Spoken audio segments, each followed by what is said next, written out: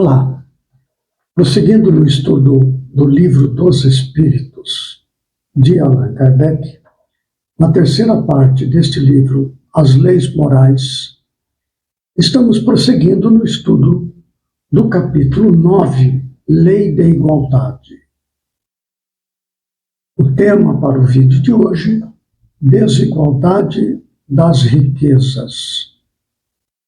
Nós iniciamos o estudo deste item no vídeo anterior e hoje vamos concluir o estudo deste item, Desigualdade das Riquezas, com 3 perguntas que Allan Kardec apresenta aos espíritos e 2 subperguntas. Questão 811. Será possível e já terá existido a igualdade absoluta das riquezas?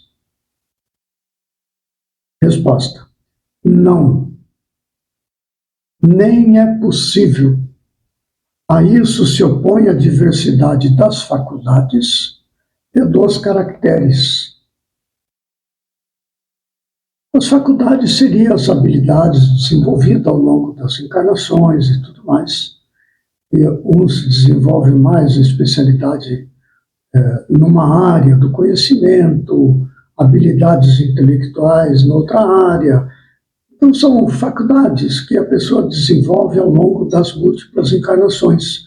Um vai para uma direção, outro vai para outra, de modo que cada um tem as suas faculdades. Então, também, e dos caracteres. Os caracteres, o caráter da pessoa, está ligado à parte moral da pessoa. Influencia também, naturalmente, na questão da obtenção e manutenção das riquezas, seja de maneira justa ou injusta. Então, este é o caráter, não é? E cada pessoa desenvolve no seu ritmo, em face das experiências que teve ao longo de múltiplas encarnações, assim como a inteligência. Muito bem. 811A. Há, no entanto, homens que julgam ser esse o remédio aos males da sociedade. Que pensais a respeito? Isso a propósito de algumas correntes sociológicas, ideológicas, que defendem um determinado caminho para conduzir a governança dos povos. Uns defendem determinado caminho, outros outro caminho. Muito bem. Resposta: são sistemáticos esses tais, ou ambiciosos, cheios de inveja. Não compreendem que a igualdade com que sonham seria a curto prazo desfeita pela força das coisas. Combatei o egoísmo, que é a vossa chaga social, e não corrais atrás de quimeras. Quimeras seriam fantasias, utopias, essas criações ideais em face dos anseios daquele que formula essas ideologias, não é? Então, combatei o egoísmo, que é a vossa chaga social, é a parte moral.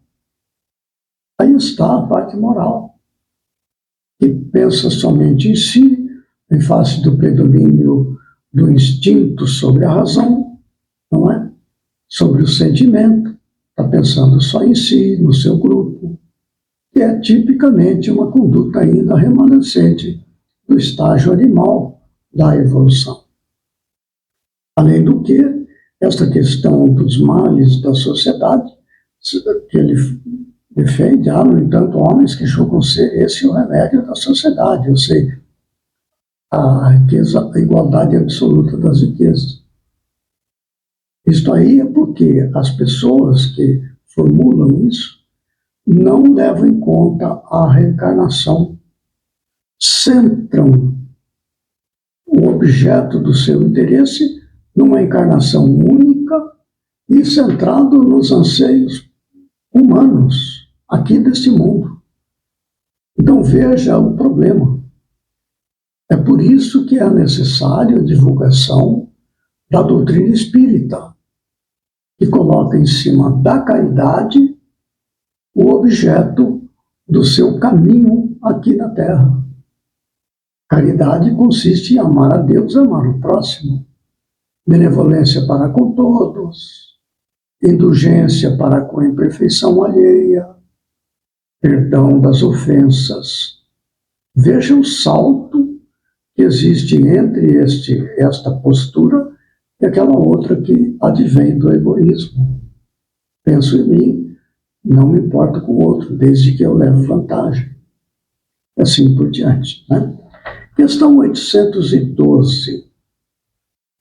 Por não ser possível a igualdade das riquezas, o mesmo se dará com o bem-estar? Olha só, igualdade das riquezas, por um lado, o bem-estar, por outro lado. São confrontos inevitáveis. Olha só a resposta. Não. Não é possível que o mesmo se dará com o bem-estar.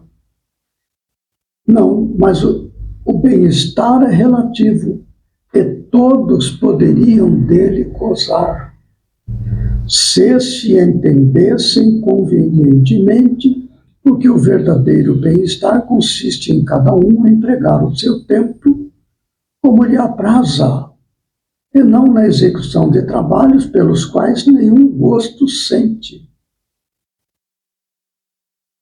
Como cada um tem aptidões diferentes, nenhum trabalho útil ficaria por fazer.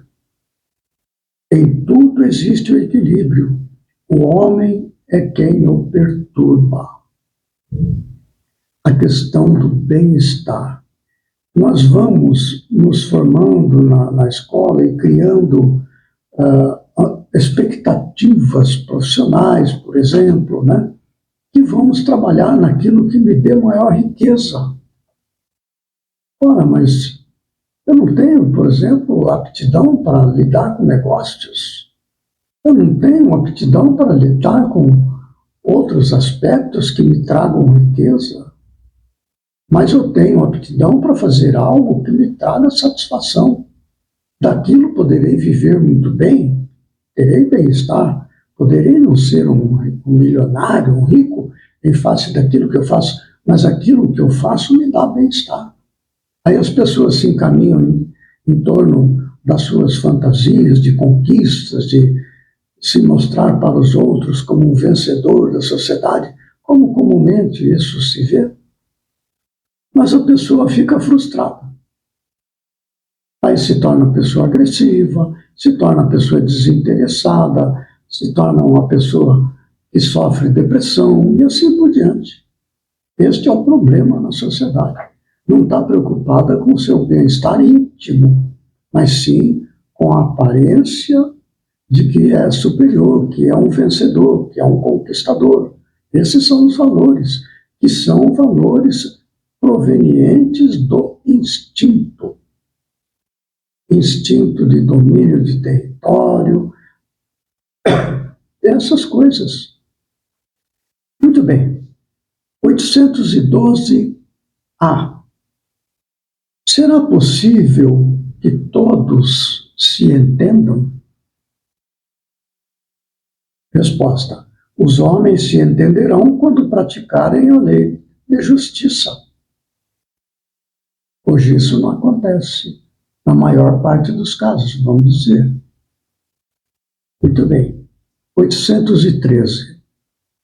Há pessoas que, por culpa sua, caem na miséria. Nenhuma responsabilidade caberá disso à sociedade? Resposta. Certamente. Certamente haverá responsabilidade para a sociedade. Então ele fala, certamente. Já dissemos que a sociedade é muitas vezes a principal culpada de semelhante coisa. Ademais, não tem ela que velar pela educação moral dos seus membros? Quase sempre é a má educação que lhes falseia o critério, em vez de sufocar-lhe as tendências perniciosas. Quase sempre é a má educação que lhes falseia o critério, em vez de sufocar-lhes as tendências perniciosas. Nós já comentamos aqui, quando vimos a lei do trabalho, um comentário do Kardec ao final daquele capítulo. A educação é o conjunto dos hábitos adquiridos. É aquele que forma o caráter. Então, o que nós vemos hoje nas escolas em geral, não estão preocupadas com isso, de modo nenhum. Estão preocupados em aplicar a técnica em cima daquela profissão, em cima daquele, apresentar os conteúdos e tudo, mas deixa que as pessoas hoje, como nós estamos vendo, alunos que batem nos professores, professores que dão aula desinteressados, porque não existe mais respeito na sala de aula. O que se pode esperar? Não pode, hoje ninguém reprova, você pode não saber nada, você sai lá no fim da faculdade e mal sabe escrever o próprio nome. Mas, enfim, não é? E culpam a sociedade, culpam os ricos, digamos assim, que trabalharam muitas vezes duramente para amealhar a sua riqueza, a sua empresa, onde mantém inúmeros empregados, famílias se beneficiam daquele trabalho, e assim por diante. Nem é preciso avançar muito nesse tema. Quase sempre é a má educação que lhes falseia o critério, em vez de sufocar-lhes as tendências perniciosas. Educação é o conjunto dos hábitos adquiridos, é a formação do caráter. Enfim, desigualdade das riquezas. No próximo vídeo, nós prosseguiremos ainda no capítulo 9, Lei da Igualdade, com o tema As provas de riqueza e de miséria. Até lá, que Jesus nos ampare e fortaleça.